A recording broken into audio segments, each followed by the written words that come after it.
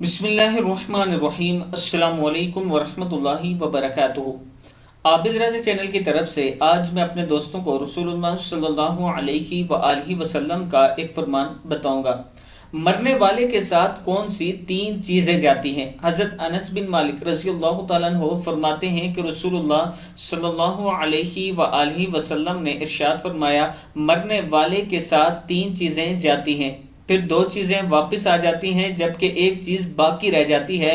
مرنے والے کے ساتھ اس کے گھر والے اور اس کا مال اور اس کے عمل جاتے ہیں۔ اس کے گھر والے اور اس کا مال تو واپس آ جاتا ہے اور اس کا عمل باقی رہ جاتا ہے۔ صحیح مسلم کی حدیث ہے۔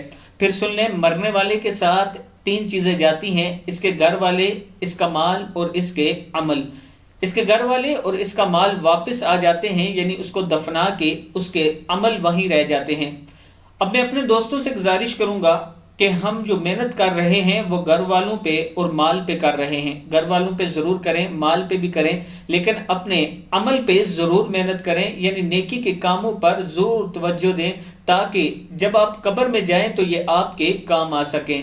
نماز کی پابندی کیا کریں، قرآن پاک کی تلاوت کیا کریں، نیک کاموں میں حصہ ڈالا کریں اور اس نیت سے ڈالا کریں کہ اللہ تعالی ہماری قبر کی جو منزلیں ہیں وہ آسان فرمائے۔ اس ویڈیو کو آپ دوستوں نے آگے ضرور شیئر کرنا ہے۔ السلام علیکم ورحمۃ اللہ وبرکاتہ۔